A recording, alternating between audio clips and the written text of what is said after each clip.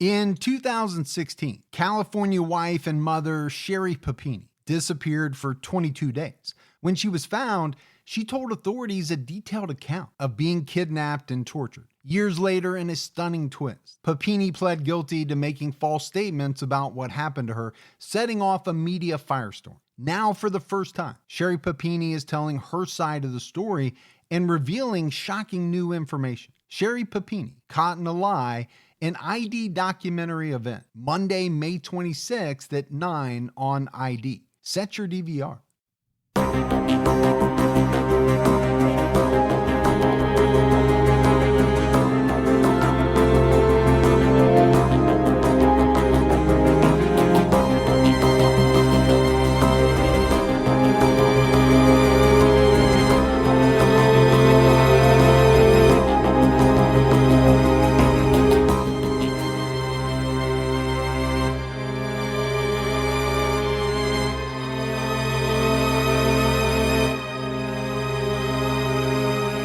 Hello, everyone, and welcome to episode 186 of the True Crime All the Time podcast. I'm Mike Ferguson, and with me, as always, is my partner in true crime, Mike Gibson. Gibby, how are you? I'm good, man. How about you? I'm doing great. Good. I am actually having a very good week. That's good.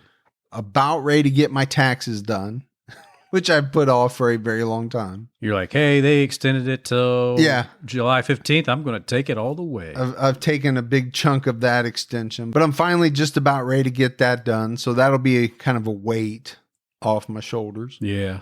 Been out riding the motorcycle a little bit. Did you? Yeah, because the weather's getting nice. And That's good. that's always a happy time for me. Think about getting my bike out as well. I think you keep threatening to buy one so that we can go on a road trip. And I think it'd be awesome, man. We'll go cross country. Yeah. We will stop at Every pharmaceutical place to get the Advil and that we need for our backs because we Yeah. decided to take our Harleys across state line. No, I was going to say we'll stop at fans' houses, and they'll put us up, and we'll drink and party, and then we'll get back on the bike the next day and go somewhere else. That would be fun. That'd be a blast, man. Yeah. All right, buddy. We continue to have an amazing amount of Patreon support. Can't thank everyone enough. So let's give some shout outs. We had Dina Jeppesen, Hey, how you doing, Dina? Lizzie Colvin, What's going on, Lizzie? Christina Brown jumped out at our highest level. Hey, Christina. Heidi Griffin jumped out at our highest level. Really? Thanks, Heidi. We had Kimberly Phillips, What's going on, Kimberly? Risa Tyvand, Hey, Risa. Heidi Davis, Thank you, Heidi. Amber, What's going on, Amber? Jessica Coppola, Hey, from the Coppola Foundation, famous fortune movie people. we had Georgia Weitenheimer Bradwell, What's going on, Weitenheimer Bradwell? Nathan Prince jumped out at our highest level, Hey, Nathan. Krista Cochran, What's going on, Krista? Mandy Kay, Hey, thanks, Mandy. Sheldon Kemp Stone, Hey, what's going on, Kim Stone? Larry Harada jumped out at our highest level. Good old Larry, man. We had Haley Franklin, What's going on, Haley? Jamie Mecklin, Hey, thanks, Mecklin. Serenity Perez, Oh, man, Serenity. Serenity Now, Yeah. Lori McKenzie, Hey, Lori. and Lindsay Michelle jumped out at our highest level. What's going on, Lindsay? So big thanks to all the new Patreon supporters. Absolutely. And then if we go back into the vault, Let's do it.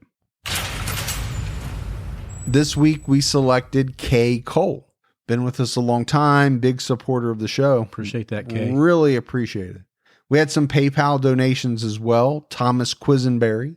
Well, why does Quisenberry sound familiar? There was a pitcher back in the day for the Kansas City Royals, I think. Really? Quisenberry, something like that. I was thinking more of a kid show, Quisenberry, Oh, I don't know. but yeah. Who knows what you're thinking I about, never know. dude. Terrence Schwab, Hey, Terrence. Lori Dale, What's going on, Lori? and Anna Maria Miele. Hey, Miele. So big shout out there as well. Awesome. All right, Gibbs, right now we have an episode out on True Crime All the Time Unsolved. We do. We're actually in our own backyard near Dayton. Yeah. We're talking about a couple of different sets of unsolved murders. The unsolved murders of Gloria Buck and her two children, Scott and Tracy.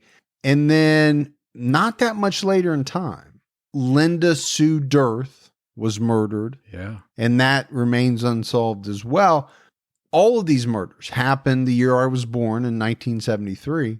So obviously when you have murders this close together, Right. there's going to be things to talk about as far as connections, and we'll get into all that. Major connections, yeah. But it's a good episode. Make sure you check that out. All right, Gibby, are you ready to get into this episode of True Crime All the Time? I'm ready.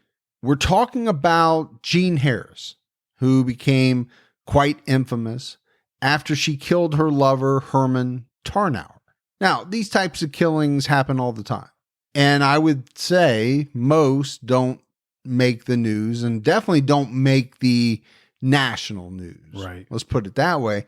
But this became front page news in all the papers because of who Jean Harris killed. Dr. Herman Tarnower was the author of the wildly popular Scarsdale diet book. And Gibbs, I'm sure many people of a certain age, that's what I'm calling it now, by the way. It's not middle-aged. It's not getting older. We're of a certain age. We are of a certain age. I think there's a classiness in that phrase, so I'm going to start using that. Some have more certain age than others. Some are more certain about it than others. Exactly. You're right. But most of us who are of that age will probably remember this book very well. I think there was one in a lot of people's homes. I can remember distinctly that my mom had one. Yeah. We didn't have a huge bookshelf, but she had, it was almost like a curio cabinet that had some books in it. And I can picture that book, in the row of books that were there. You didn't have a library like I did, huh? No, we weren't fancy. You have that wall-to-wall library? No, we didn't have that wooden ladder with the rollers you could roll all around.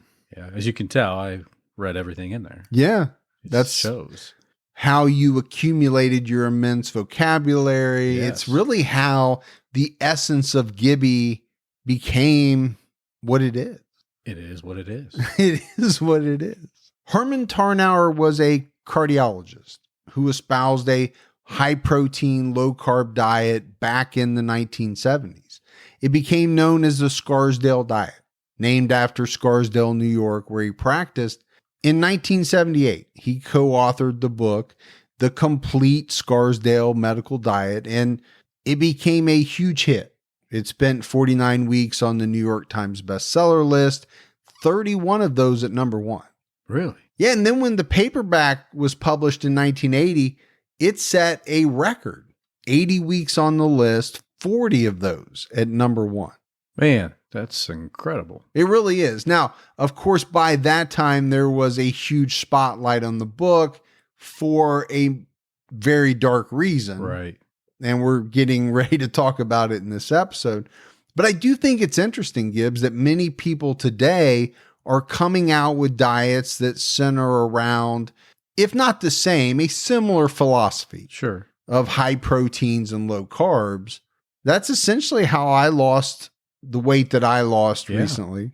I just think a lot of these diets is cycle, right? Everything comes back around, right? Yeah. From clothing. Sure. 70s clothing. Yeah. All of a sudden you see it kind of show back up again. Now, I wasn't on the Scarsdale diet, but it was a high protein, low carb type of thing. I also have put most of that weight back on since we've been in quarantine. Right. Damn Grubhub and DoorDash. They just make it too easy. Yeah. They don't follow instructions when you say, I know I checked the box that I want that, but I didn't really want it, but you still brought it to me anyway. What I really wanted was grilled chicken breast with broccoli. Yeah. That's what I really wanted. Yeah. I'm sorry I checked the wrong item, but you made it so darn appealing. I will say that Dr. Tarnower would not have approved of most of the food that gets delivered to my front door over the last 2 or 3 months. I know you wouldn't approve what came through the door tonight. No, because we had pizza. And yeah. That was, it was good. It was. But man, you talk about carby. Yeah. It's carby. It was carby. Herman Tarnower was born in Brooklyn, New York in 1910 to Jewish immigrants. He was smart, did well in school. After high school, he attended Syracuse University, where he obtained his medical doctorate in 1933. He set up a cardiology practice in Scarsdale, New York. Pretty much everyone called him High, right? His name was Herman, but most people called him High. Hi. Hi. Yeah. That's what he went by. When World War II broke out, High served in the U.S. Army Medical Corps as a major. And then after the war, he returned to his cardiology practice. And over the years, it really kind of took off. By 1960, he had built his own medical center in Scarsdale, bringing in 5 other doctors. Gibbs, he was making a lot of money. I bet he was. And he also had a taste for the finer things in life, just like you do. I do. Unfortunately, you're not a cardiologist No. with your own practice, so... And I don't like to dust my wallet off And you either. don't like to spend money. I just go to the store and I look at it and then I walk away. But what's interesting is that a lot of people said High was similar to that. He was frugal. He was even cheap even. You ever know anyone like that, Gibbs, besides yourself? Frugal. Frugal. You like that word, don't you? Frugal, yeah. Cheap, I mean. Yeah, that has kind of a really negative connotation. Frugal's a little more like thrifty. Yeah. Is one of those words that kind of, you're smart with your money, right? But I do know that, so when you ordered the pizza tonight, Mm-hmm. I knew where you were ordering from. So I called up after you and added some things to it. I don't know if you noticed that. I didn't.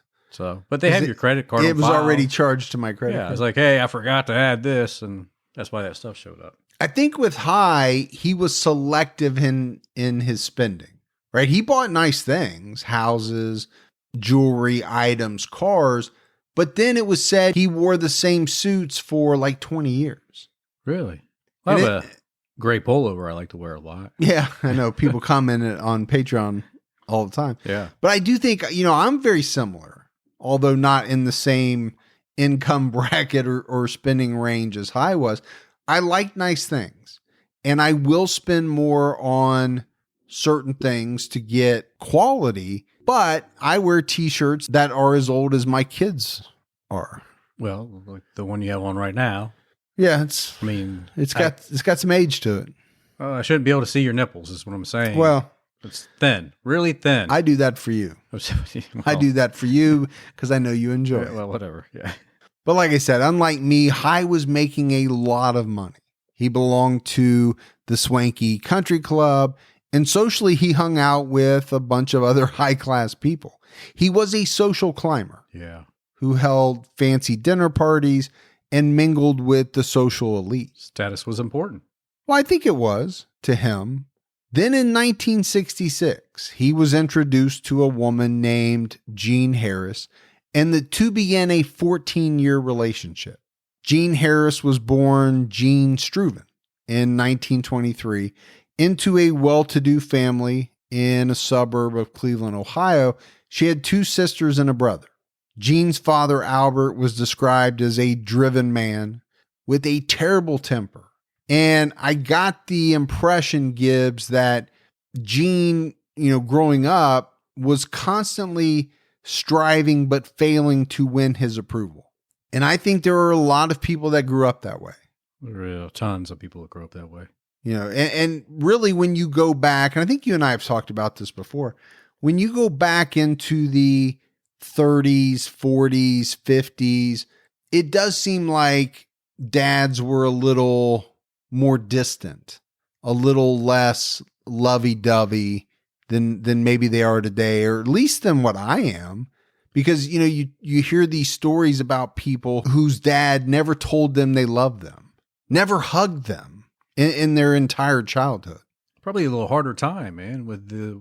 Well, they grew up tough. With the wars and the, growing up in the depression. And but I do think there was something, especially about dads, certain, many dads of that era, they were tough, maybe a little less forgiving. Mm-hmm. And a lot of kids, all they really wanted was their father's approval, but that was very elusive. And I think it was for Jean. Yeah. I mean, when it's a learned behavior too, right? I mean, if your dad didn't give you the approvals you always wanted and his dad didn't him, and so maybe that carries on to you until somebody just grabs a hold of you and, they tell you they love you, man. And it changes from there. Okay. Did you watch a movie recently that warmed your heart or Hope Floats? Hope Floats. But Jean was extremely bright. After finishing high school, she went on to the prestigious Smith College and majored in economics. She graduated magna cum laude in 1945. She fell in love with a man named Jim Harris, and the two eventually married in 1946. But Jean's father didn't approve of Jim, and there were reports, Gibbs, that he cried tears of sadness during the wedding. Normally not a good sign. No. I mean, a lot of people cry at weddings, but they're tears of happiness. Yeah. This was not. This was crying out loud because you felt like your daughter was marrying the wrong person.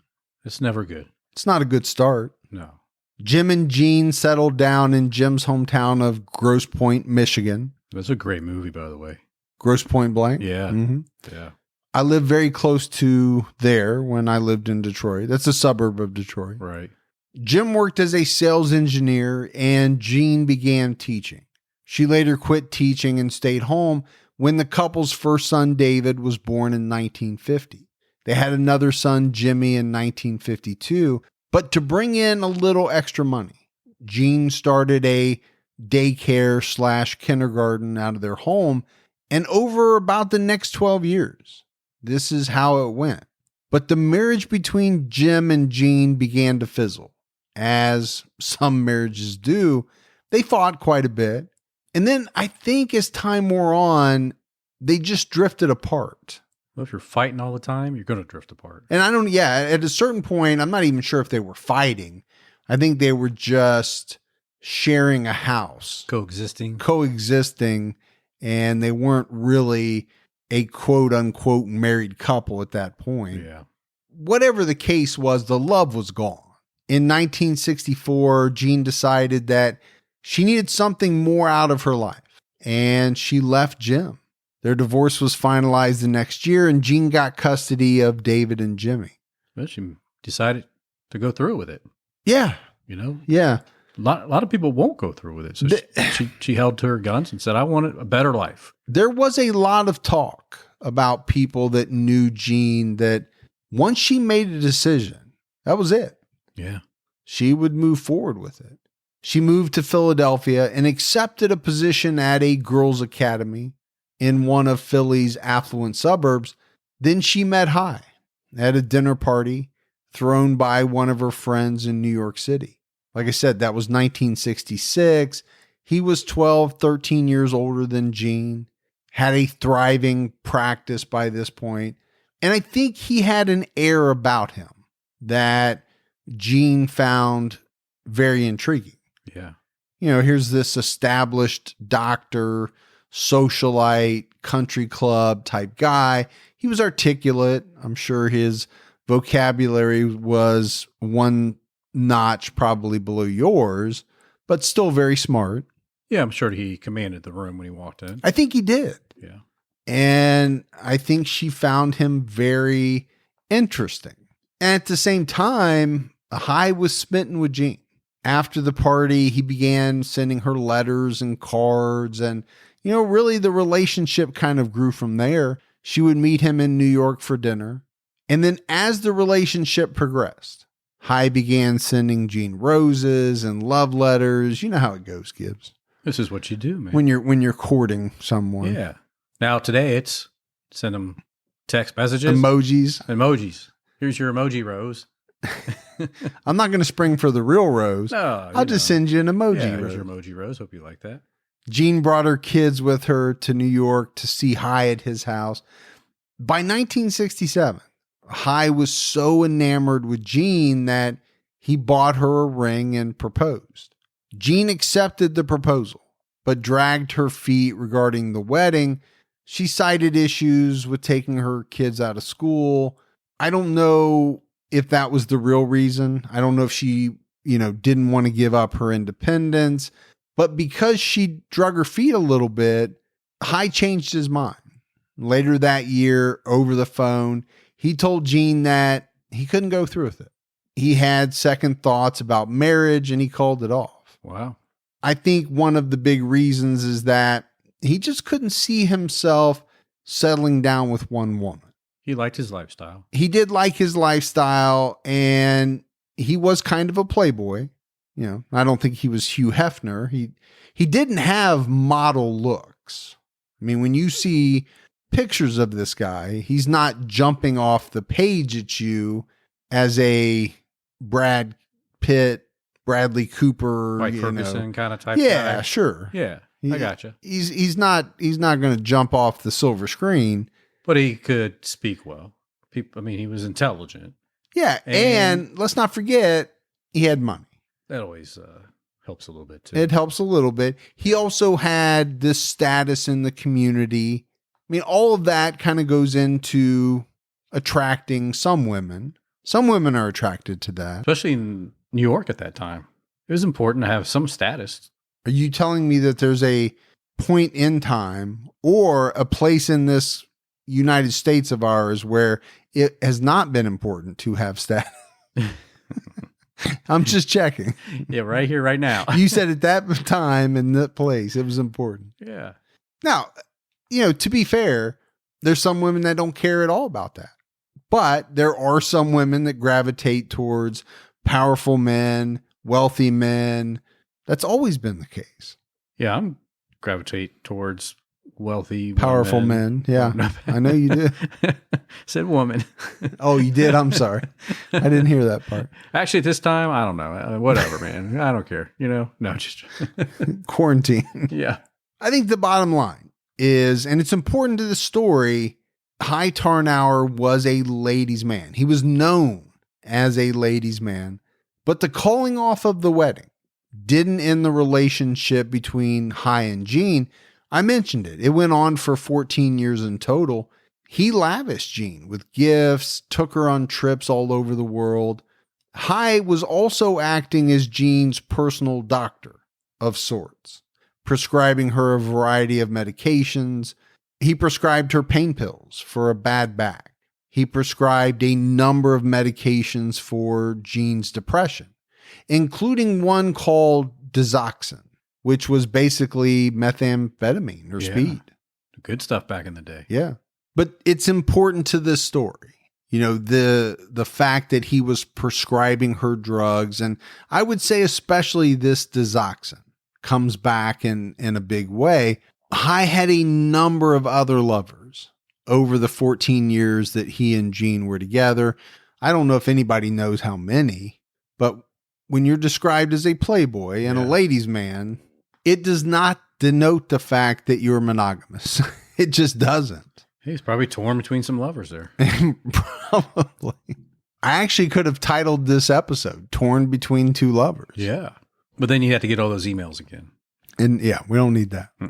But it would be one woman in particular that would set things on a fatal course. Lynn Treforest, married and a mother of two, had worked at Hy's Scarsdale clinic for a number of years. At some point during their working relationship, it switched. They became lovers. They became, more than obviously colleagues or work associates, however you want to say it. And I think while Jean was probably suspicious or even knew about many of Hy's affairs over the years, it was the one with Lynn Treforest that really stung her. Lynn was younger than Jean. And, as time went on, there were a number of incidents where Jean discovered that Lynn and Hy had been together, her clothing left at Hy's house, gifts that she had given to Hy with inscriptions on them. It's kind of one of those things where but you don't know until you're actually confronted with evidence. And then there's no way to not know. Right. If that makes sense. Yeah. It's laying there right in front of you. And the relationship between Jean Harris and Lynn Treforest, it really got nasty. The two women began harassing each other, depending on who you believe, right? There were reports of phone calls going both ways. Right. Letters, maybe even some sabotage in different scenarios. People have said that Jean said about as many nasty things about Lynn as you can say, called her an ignorant slut, and all kinds of other different slurs. Wow. Was her name Jane at one point? Well, that's maybe where they got it from on Saturday Night Live. As we're all adapting to this changing world, we're buying more stuff online than ever before. If you're an e-commerce seller, are you ready to meet the demands of our new delivery culture? Well, be ready with ShipStation. When you're selling online, getting a lot of orders out fast can be tough. That's why you need ShipStation.com. It's the fastest, easiest, and most affordable way to manage and ship your orders. In just a few clicks, you'll be managing your orders, printing out labels, and getting your product to happy customers. ShipStation makes it easy. They help online sellers of any size get orders out quickly, save money on shipping costs, and keep customers happy. No matter where you're selling, Amazon, Etsy, or your own website, ShipStation brings all your orders into one simple interface. ShipStation works with all the major carriers, USPS, FedEx, UPS, even Amazon Fulfillment, so you can compare and choose the best shipping solution for you and your customer. They even offer big discounts on shipping costs. It's no wonder ShipStation is the number one choice of online sellers. You'll ship more in less time with the best rates available. And right now, True Crime All the Time listeners can try ShipStation free for 60 days when you use our offer code TCAT. Make sure your business is ready to meet the demands of delivery culture. Get started at ShipStation.com today. Click on the microphone at the top of the homepage and type in TCAT. That's ShipStation.com. Then enter offer code TCATT. ShipStation.com. Make ship happen.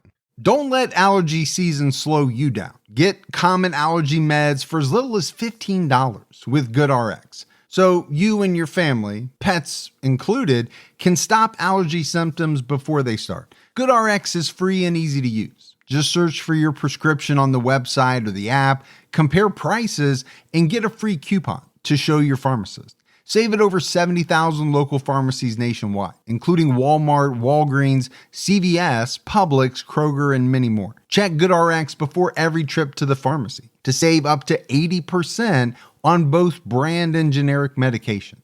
And did you know GoodRx rewards you for saving money too? Join GoodRx Rewards today and earn points every time you use a coupon. Remember, GoodRx is not insurance, but works whether you have insurance or not. And it could be your insurance copay price. I've been using GoodRx for years, and I can't tell you how many times I have saved money even with my insurance. Stop allergies before they start and save big on allergy medications this season with GoodRx. Go to goodrx.com/TCAT. That's goodrx.com/TCATT. So over the years, Jean had a number of jobs, many as headmistress at various prestigious girls' schools, but it was 1977 when she landed the coveted role as headmistress of the Madeira School in Washington, D.C. This was big time. It was huge.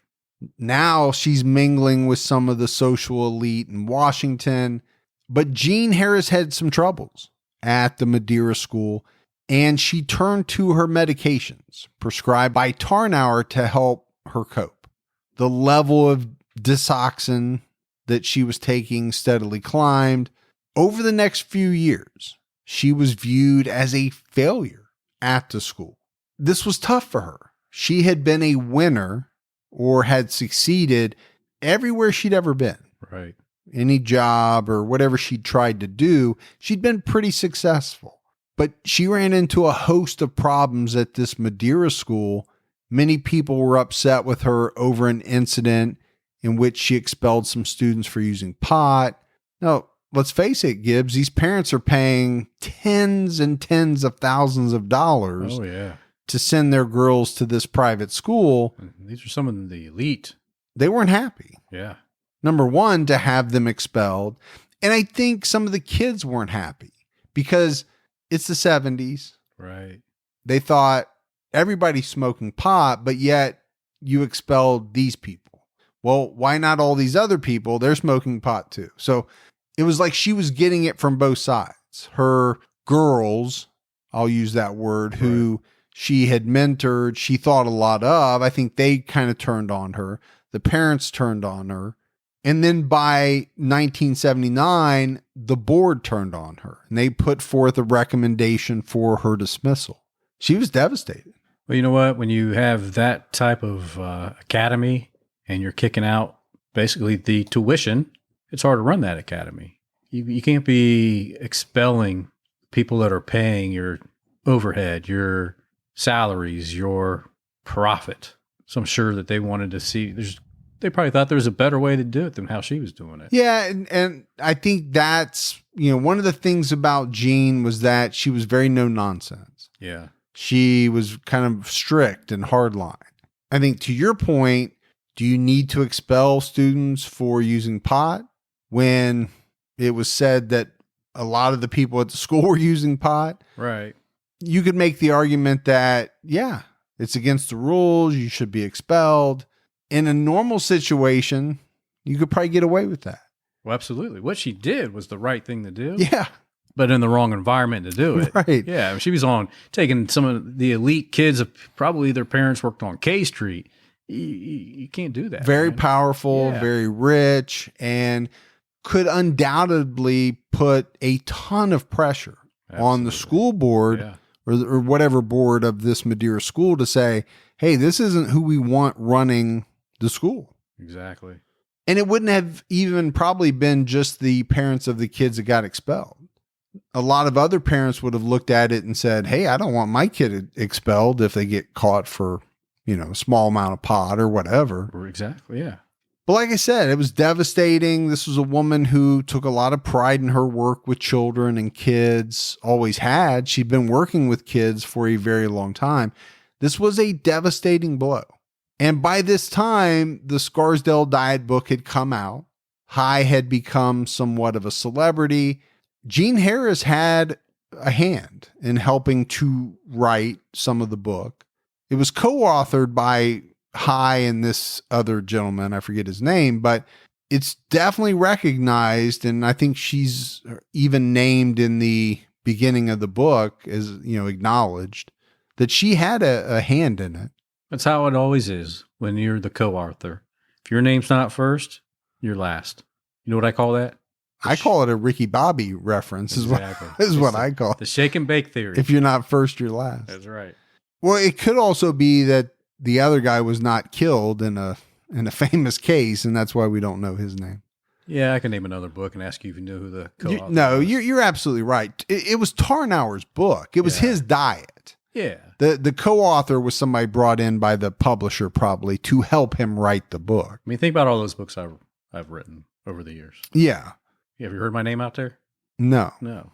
Will we ever? No. No. Because I signed as a ghostwriter. So But Jean's relationship with Tarnower continued to sour. She was invited up to his New York house less and less as the years went by. And I think you could make a couple of different suppositions for why that was. Guy's a millionaire. He's a celebrity now. Probably has the chance to pick from a much larger pool of women to date.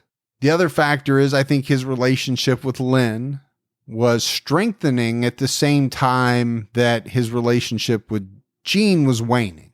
oh yeah. And not to make age an issue, but Jean did because she was getting older. Lynn was younger.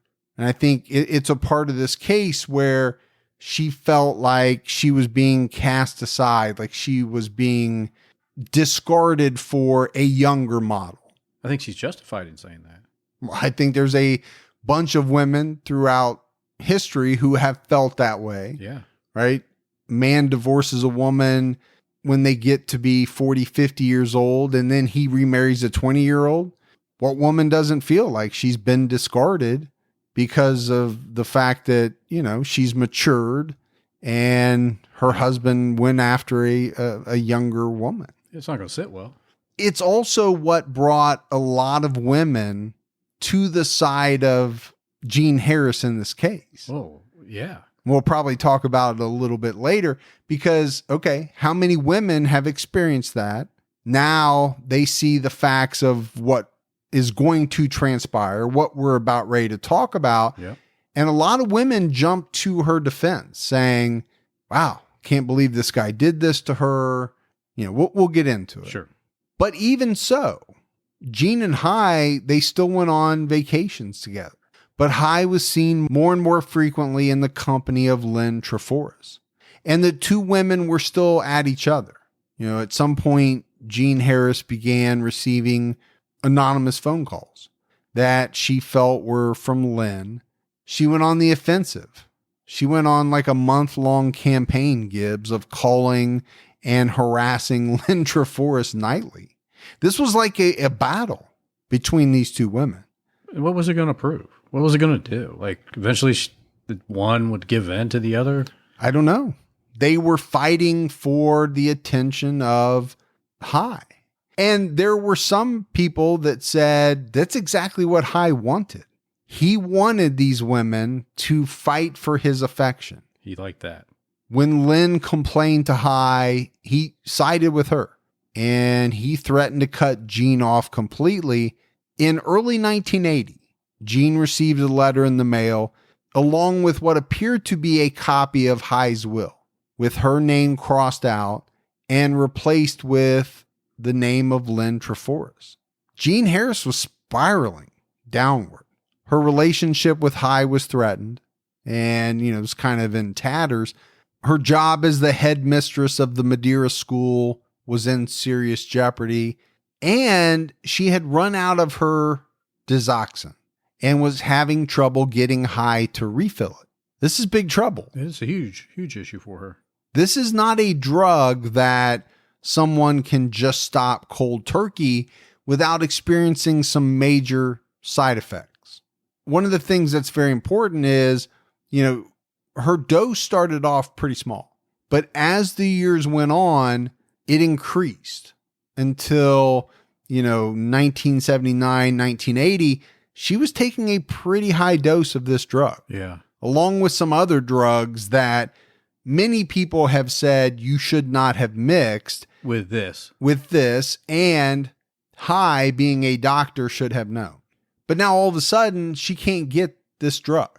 Days went by. She couldn't get it. She began acting strangely. People at the Madeira school noticed it. All of this, Gibbs, led up to the events that occurred on Monday, March 10th, 1980. Jean Harris was extremely depressed. Let's not forget the reason why she's taking this drug and some other drugs is to combat her depression. Yeah. Now she's been off of it for a number of days. She's not going to be her normal self. She's trying to cope with her mounting issues while at the same time trying to deal with, being without this medication for probably almost a week.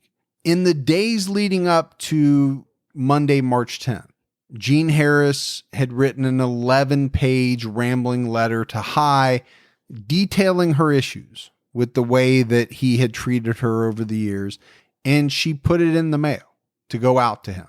She also sat down and wrote out her will. And then that Monday morning, she was finally able to get High on the phone. After many days of trying to get a hold of him, the conversation didn't go well.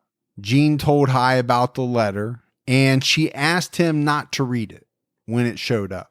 She said she wanted to come up to talk to him, but he basically brushed her off. So Jean grabbed a .32 caliber pistol that she had purchased about a year and a half earlier. She'd never fired it. I don't even know if she had ever even taken it out of the box. She just wanted to have it. Yep. She bought it a year and a half ago and stuck it probably in a closet. But now she put it in her purse. And she set out on the 5-hour drive from the Madeira school to High's place in New York. Jean Harris was going to talk with High face to face one more time. She was determined. So she made this 5-hour drive.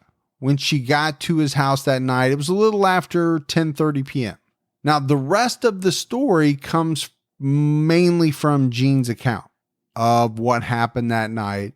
High was asleep in his bed, but Jean was able to get into the house. She made her way up to his bedroom. I think, like most people would be, he was startled to wake up and find Jean there.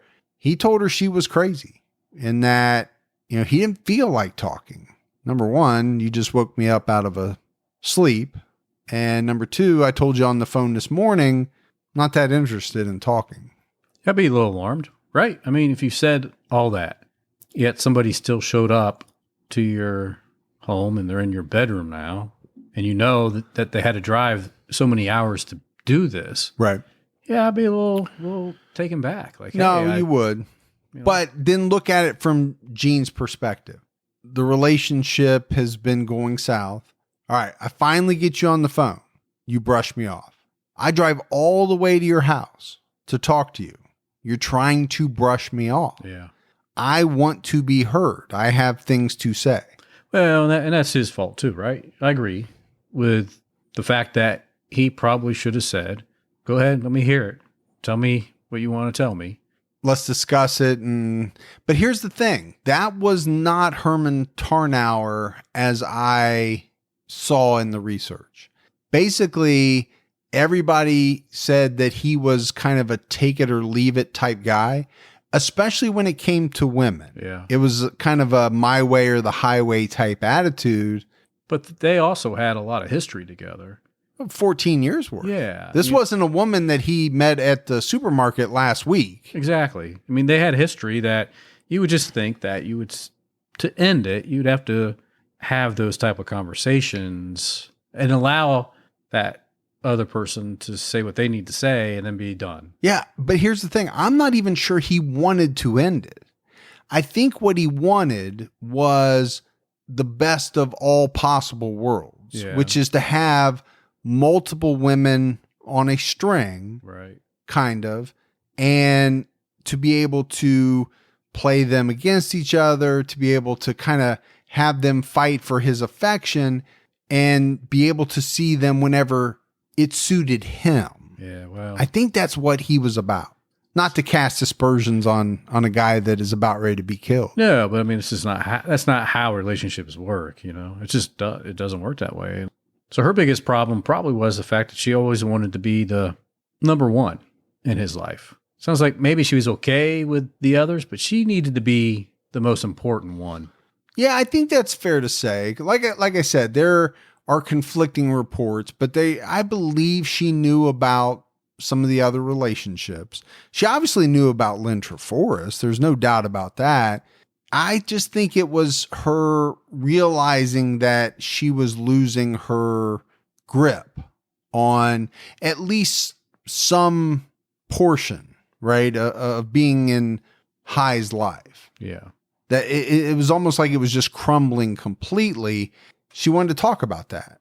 And like you said, it doesn't sound like he handled it as well as he could have with a person that he had shared 14 years with. Yeah, I think he should have set some time aside to give her that moment. Well, if he had, things might have gone a little differently. That's true. At some point, Jean made her way into the bathroom. And this was when she discovered a nightie and some other items belonging to Lynn Treforest. Never good when you see the other woman's lingerie. No, she saw this. She went back into the bedroom to confront High. By this time, according to Jean, he was up out of the bed. And when the argument began, he smacked her across the mouth. Once, at least once, maybe multiple times. Okay. He called her crazy again. He called her crazy a number of times on this night, but he also told her to leave. But Jean wasn't going to leave. This is when she opened up her purse, pulled out her gun, and she put it to her temple. She was going to shoot herself in front of High. Because this is the story that Jean will stick to, right? She came there to, yes, talk to High, but ultimately she was there to take her own life. But she wanted to talk to him first. And then do it. But he came at her, tried to get the gun, and in that struggle, the gun went off. And a bullet ripped through kind of the fleshy part of his hand between the thumb and the forefinger. Yeah, that place hurts, man. That couldn't have felt good at all. No. He ran to the bathroom to tend to his wound, maybe put some hydrogen peroxide on it. I don't know what you do, wrap it up somehow. Now, Jean contended that when he came back into the bedroom, she had the gun and she raised it to her temple again. Another fight for the gun ensued. He grabbed it, wrestled it away from her, and he called for his housekeepers to come help. Then they had another fight for the gun. They were wrestling for it. I think they, ended up on the ground maybe at one point. But Jean has stated that she felt the gun pressed into her stomach. And she thought, okay, this was my chance. So she put her finger on the trigger and squeezed it.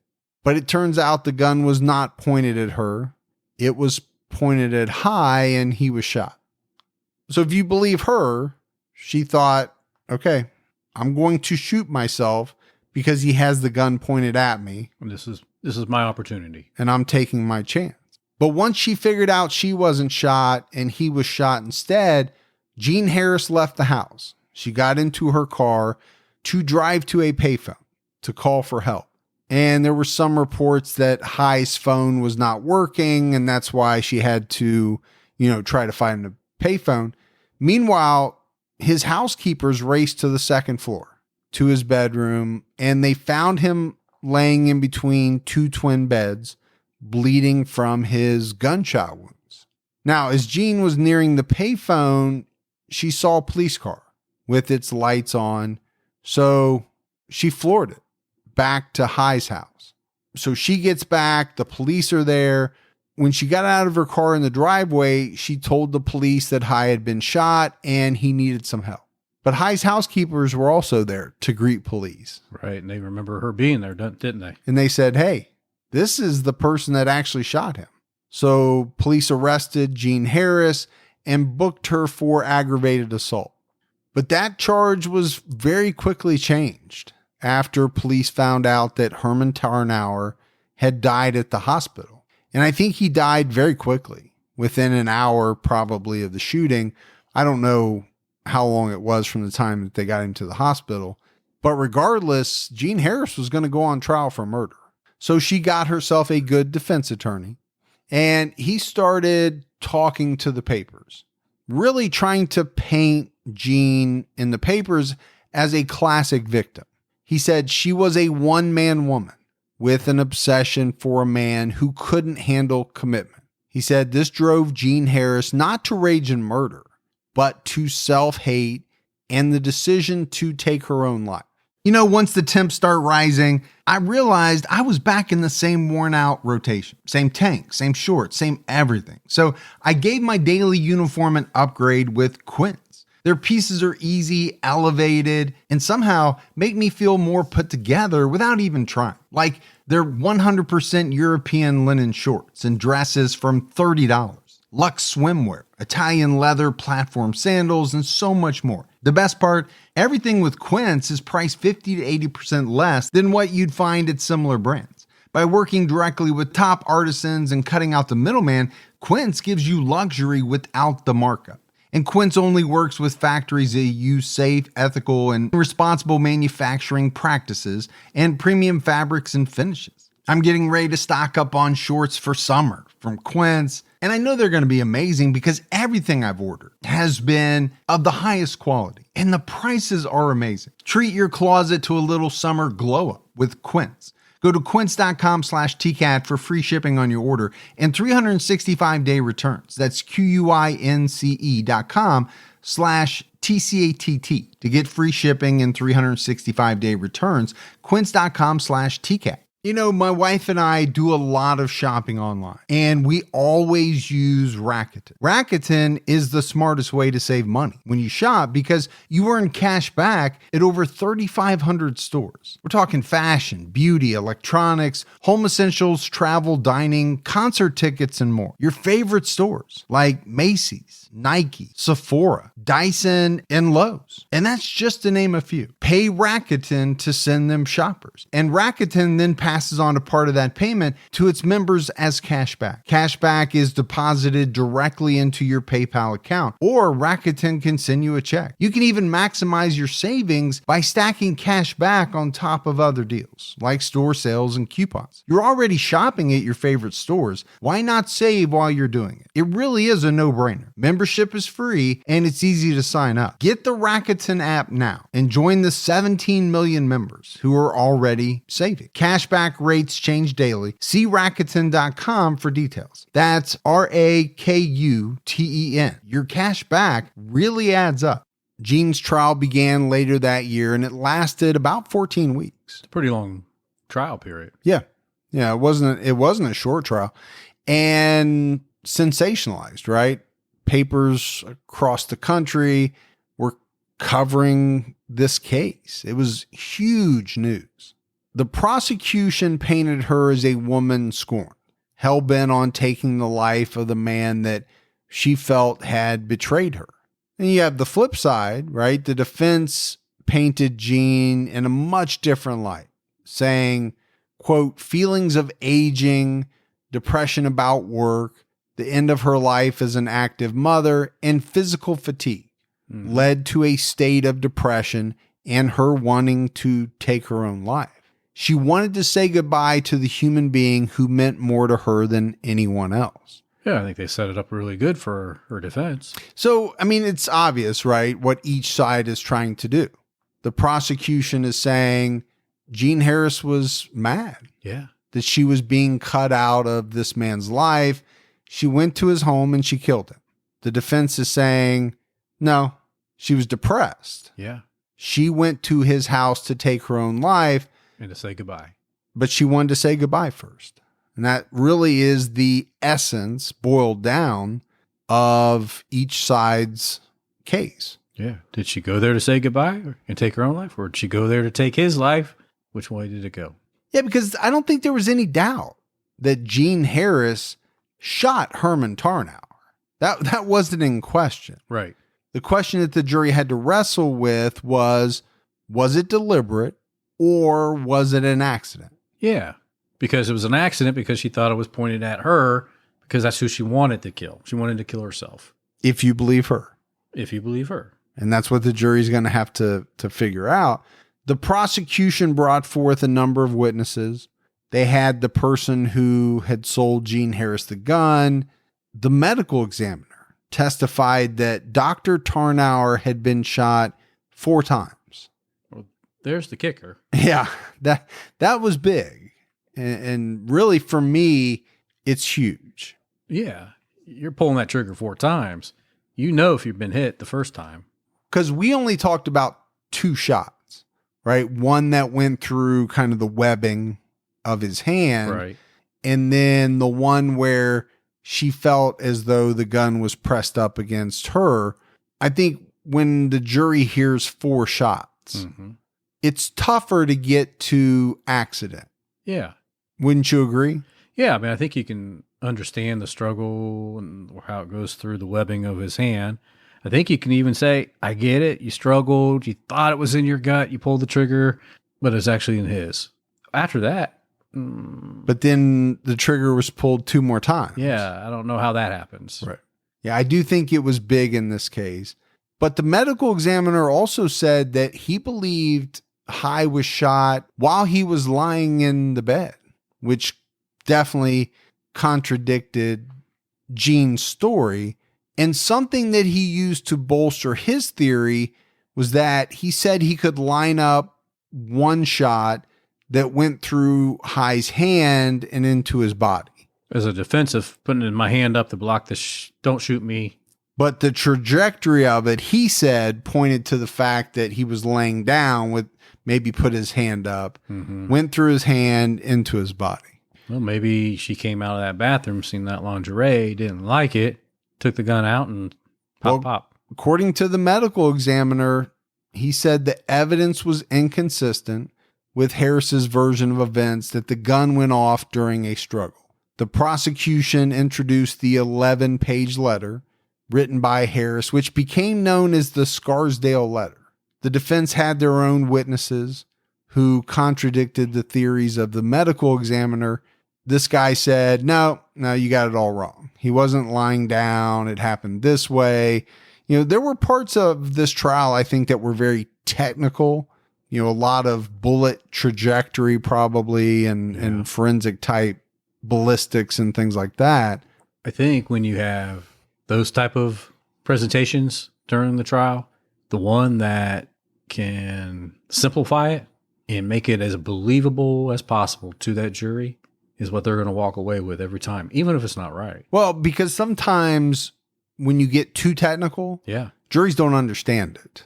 Yeah. You turned them off on it, and they're thinking that other one makes sense. It was so easy to believe. Right. Even though this one's correct, it's so technical, nobody can figure it out. Exactly. Yeah. The defense explained to the jury that Gene Harris had no intention of killing Dr. Tarnower that night. It was all just a tragic accident. But Gibbs, by far, the biggest part of the trial was when Gene Harris took the stand and told her versions of events that night.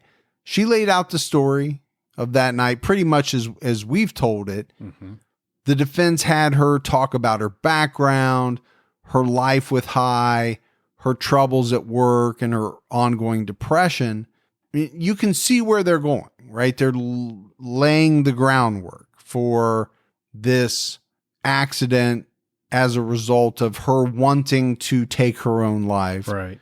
She was depressed. She had these troubles at work. Her life with High was, falling apart. But her defense attorney read a poem that Gene had written. It was patterned after 'Twas the Night Before Christmas. And the poem was very strange. It kind of talked about High's infidelities. I'm not going to read the whole thing because I found it kind of weird. Bizarre. Yeah. Yeah, it's kind of bizarre. But it's thought that the defense believed that this poem would show the jury, hey, Jean wasn't angry about High's other women. She was making fun of it. But apparently it had the opposite effect. The jury did not see it that way at all. Right. But really it was on cross that I think Jean did the most damage to herself. The prosecution asked her if she was mad when she found the items belonging to Lynn Treforos, and Jean said no, she wasn't mad. But then later she had to concede the fact that she had thrown a heavy box of Lynn's electric curlers so hard that it broke a window. Kind of hard to say you're not mad about, finding the other woman's things at High's house when you're throwing her stuff around. And that's the other thing. When police got in, it was trashed. She had thrown clothing and, these hair curlers, anything that she found of Lynn's, it was like she had just thrown it. Destroyed it. She also said that she was just a little upset when High hit her in the face that night. Not mad enough to kill him. And again, I think, this is something that the jury probably wrestled with. Right. You're saying that you weren't mad about Lynn's stuff, yet you threw her things all over the room, you smashed them, and you're going to sit there and tell us that you weren't mad at High for smacking you in the mouth and the face? I don't know many women who would not be upset after a man hit them in the face and the mouth. Yeah, they definitely should be upset. So I just don't think that the jury thought that her words rang true. The prosecutor read the entire 11-page Scarsdale letter to the jury.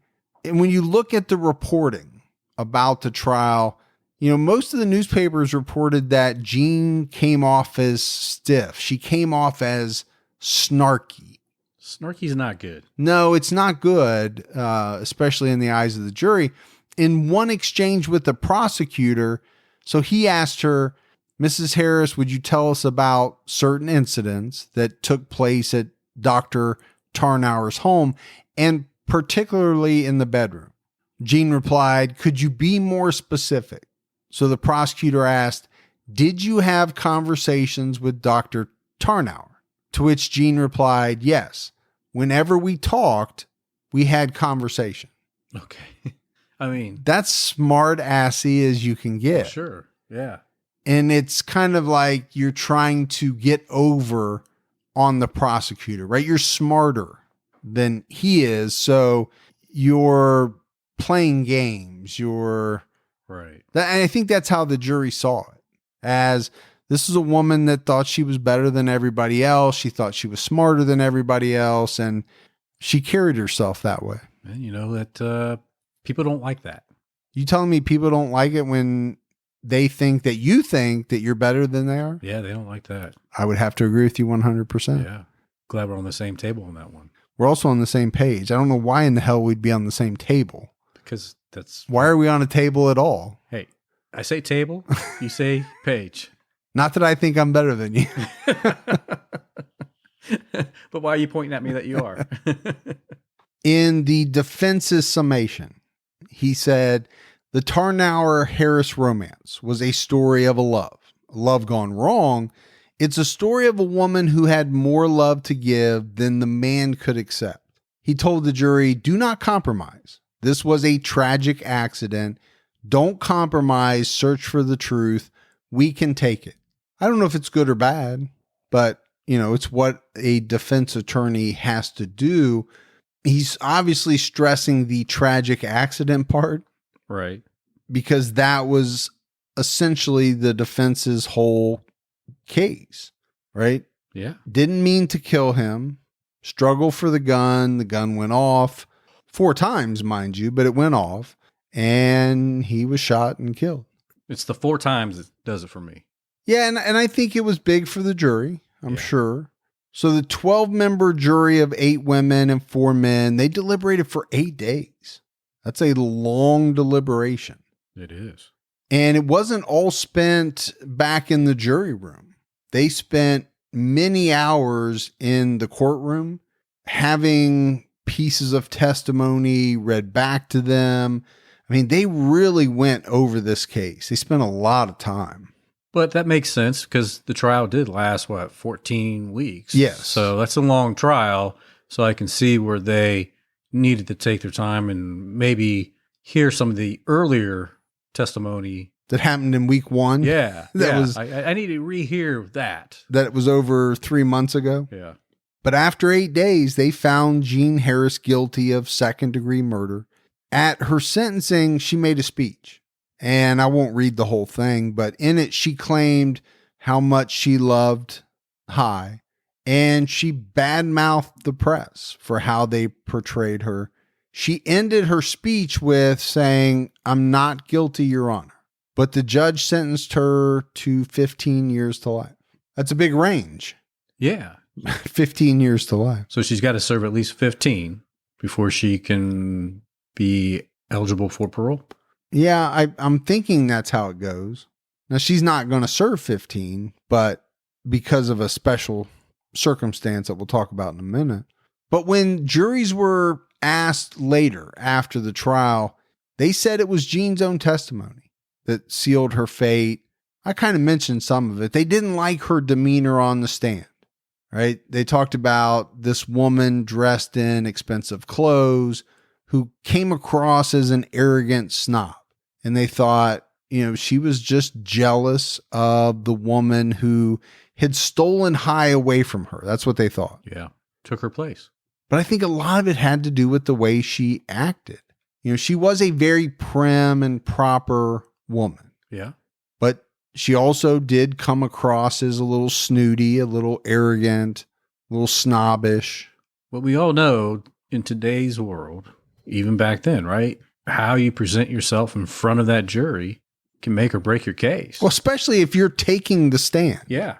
I mean, and I think that's why in today they have these consultants that come in and say, have your client wear this. Make sure he or she does this when you're sitting at the table. Don't cross your arms. Don't do this. This is how you're supposed to look. And they really try to force you to abide by that. The jury said they tried to recreate her account of the shooting that night, the gun going off as she and High struggled for it. They just didn't believe it. Yeah. And again, maybe a lot of it had to do with the number of shots that were fired. Yeah, that's where I have a problem. I mean, it's just really, I think you could tell the story the way that it initially happened. But once you get to that third shot, how do you justify that? Well, it doesn't square up with her story very well. But no doubt, Jean Harris definitely didn't do herself any good with the way that she came across to the jury. She would later say that her attorneys never advised her against taking the stand. She just figured that that's what she should do. Get up there and tell her side of the story. Gibbs, I know, is a top-notch defense attorney. That is something that you would have strongly advised against. I would have. Don't go up there. Do not take the stand. Now, her defense attorney denied that claim. And he said after the trial that it was Harris's unwillingness to let him tell the truth about Herman Tarnower and the Madeira school that did her in. So apparently she didn't want to tarnish the reputation of High. Yeah. And Madeira school. Yeah. So the man that she loved and the school that she loved, even though she was having a lot of problems with both, she didn't want her defense attorney to say anything that would cast either of them in a bad light. And he's trying to save her from going to jail for the rest of her life. Yes. Yeah. I think what he wanted to put on, at least when it came to High, I don't know as much about what he was going to say about the Madeira school, but when it came to High, I think he was really going to try to delve into his womanizing, maybe some abuse, allegations and infidelities and things like that. She just wouldn't let him do that. So without the jury hearing any of these things that maybe they could have taken into account, they were left really with Jean's story versus some of the evidence and some of the testimony by the medical examiner, the number of shots and all of that. And it just came down to the fact that they didn't believe her story, pure and simple. Now, would some of these other things have swayed them? I don't know, but it would have been certainly more ammunition for the defense. Yeah, they could have tried to use it in a way that could have benefited her. Now, her attorney did admit that it was probably a mistake to put her on the stand. I don't think that was really in doubt after the testimony occurred. Sure. Now, maybe he thought ahead of time, she's smart, she's going to do well on the stand, not realizing that she's not going to come across well at all. She's coming across as a headmistress at a school with only her viewpoint, and you're going to have to hear it, and this is how it is. That's not good. Jean Harris did her time in the Bedford Hills Women's Prison in New York City. When she first got there, she went on a hunger strike, stating that that was her way of ending her life. Didn't work, and she ultimately gave it up. She suffered a number of heart attacks while in prison, and she was not a model prisoner. She thought some of the rules were unjust, unfair, and she wrote a number of books and articles from prison calling for prison reform. She detailed out what it was like behind bars, the constant humiliation, and the mind-numbing routines. In one book, she said that she had to wait to be let through 18 different locked doors on her way to get something to eat, and the same 18 locked doors to get back to her cell. A lot of locked doors, man. Yeah.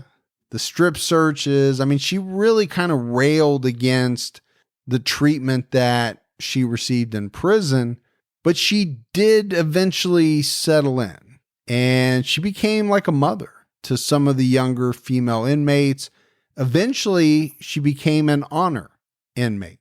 She taught life skills to fellow inmates, mothering skills to some of the pregnant inmates, and she worked at the prison's children's center.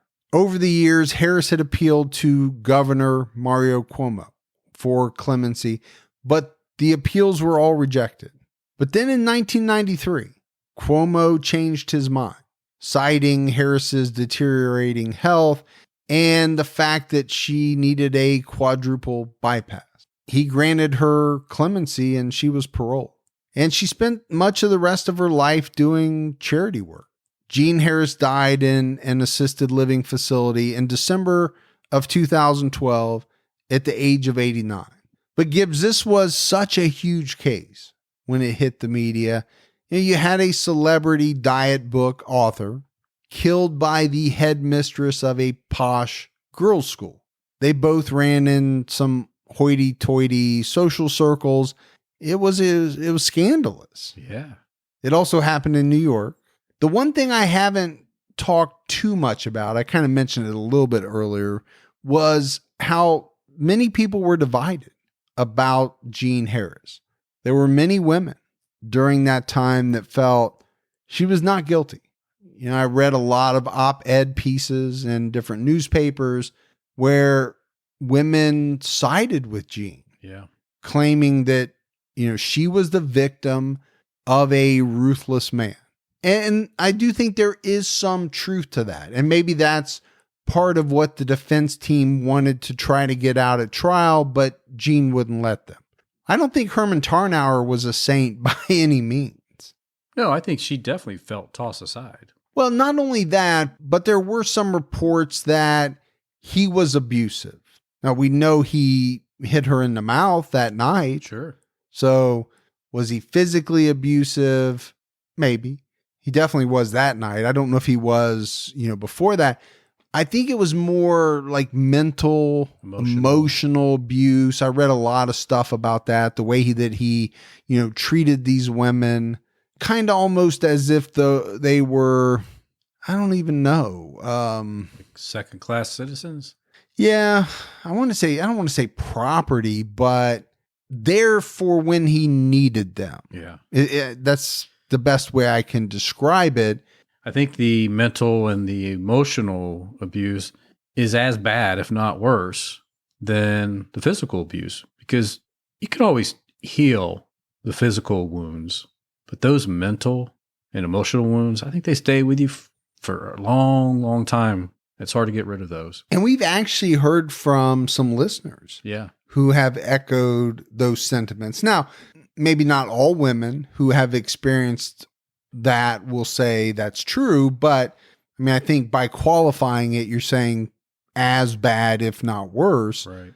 I do wonder how this case would be viewed if it happened today in today's society. We know much more about the different types of abuse other than just physical abuse, right, than I think was known back in 1980. Yeah, I think the defense would certainly tell her not to take the stand, or if she did take the stand, they would have her tell the story a little bit different. And I think they would press to be allowed to present to the jury examples of Tarnower's, different types of abuse if they were there. Sure. Mental, physical, emotional, just kind of a history there that would allow the jury to see what Jean had gone through. Doesn't mean that they'll excuse her from the murder charge, but it couldn't hurt. I also think today the question of her mental state would be a much more prominent part of the trial, especially given the fact that it was High that was prescribing her what many called a pretty bad combination of drugs. Sure. And then would not refill her drugs, right? She was off of them for like a week leading up to the murder. That part of her mental state would definitely come into trial. Yeah. And that's part of his responsibility as a doctor, right? He decided to prescribe her that. And then he decided not to refill her prescriptions, knowing that the outcome, what it could do to her mental state, kind of falls on him, don't you think? Boy, I think the defense would have made a big deal out of it for sure. I would have pushed on that. But I think the question, Gibbs, that many people still have is, was this a terrible accident, as Jean has claimed, or did she fly into a murderous rage and shoot High 4 times, killing him? Again, we'll go back to, I think it's the 4 shots that really stick with me. Yeah. It's a tough sell, I think you could say, yeah, I get, she went up there, she was distraught, she was pissed, she wanted to get the final word out. And then, yeah, maybe she was going to go ahead and take her life. But once it didn't go the way she wanted, and that was not her gut that she fired that bolt into, I think at that point she made a decision, I'm going to finish this 2 more times. Boom, boom, done. I don't know how else you could say you pulled the trigger 2 more times because you thought it was still pointing at your gut when you knew it wasn't. Yeah. You have to be able to explain why the man was shot 4 times. Yeah. You have to. Yeah. You can get away maybe with 2. After the second time, you could have stopped, called for help. And I think there are very few accidental shootings where someone shot 4 times. I just don't think that happens very often. No. But that's it. That's the case of Gene Harris and the murder of Herman Tarnower. We got some voicemails, Gibbs. You want to check those out? Yeah. Guys, this is Cammy with the K calling from Sylvan Lake, Alberta in Canada. Oh, I don't know why I'm so nervous leaving this.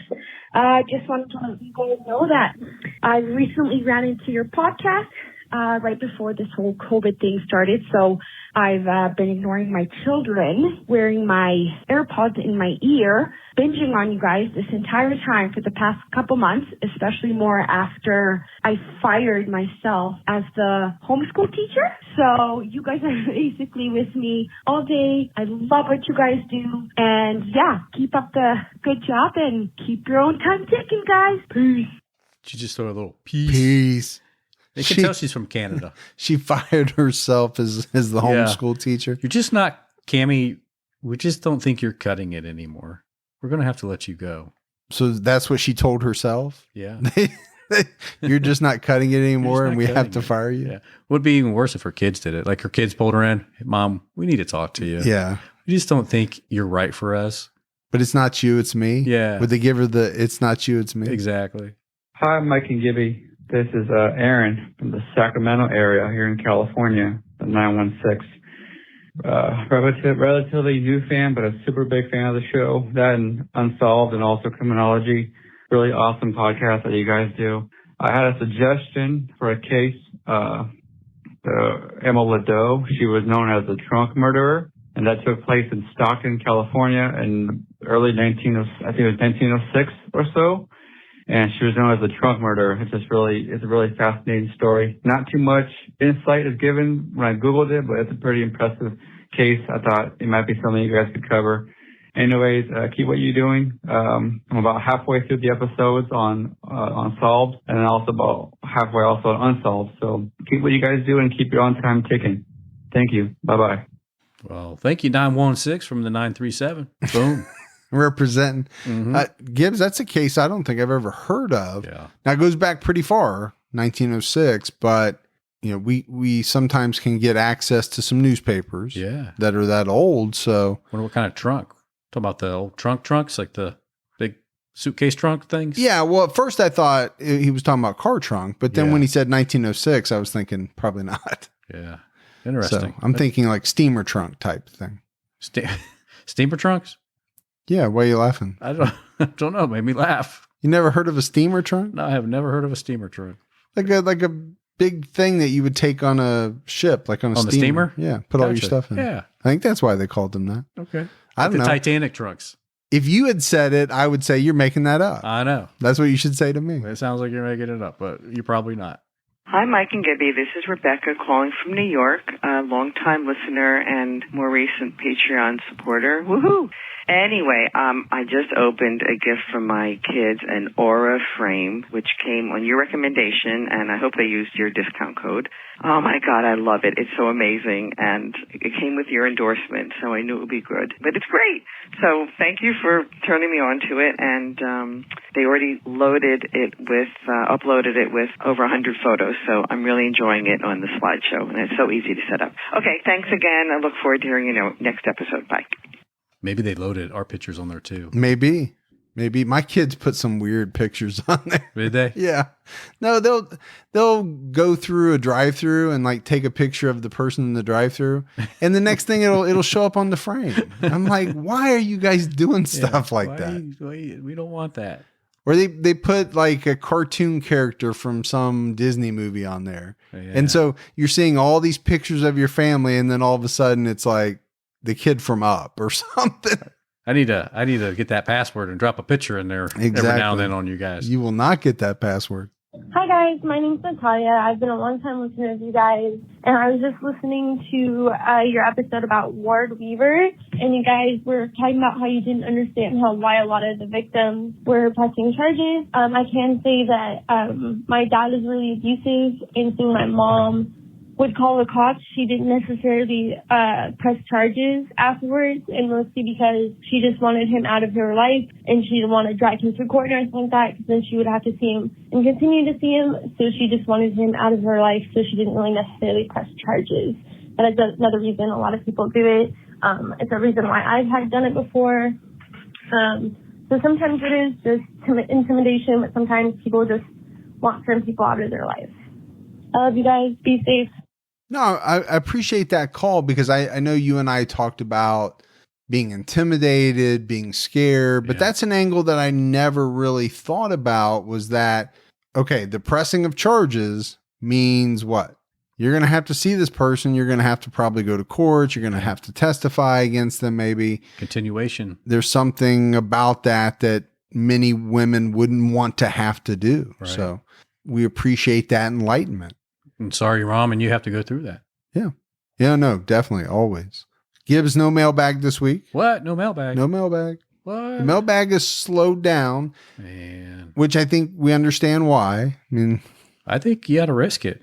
Go out there, get stuff, Well, we definitely haven't, we haven't gotten any magnets, any Harley chips lately, but there's probably not many places that have been open. A lot of places are probably opening up now, but for people to actually go and get that type of stuff. I have no snacky snacks, man. Yeah, we haven't gotten any beef jerky either. But I probably don't need any more snacky snacks, just to be honest. Me and you got to cut back on the snacky snacks. I got to get back in my fitness routines. Get back at your fighting weight. Back in my fighting weight. Yeah. All right. That is it for another episode of True Crime All the Time. So for Mike and Gibby, stay safe and keep your own time ticking.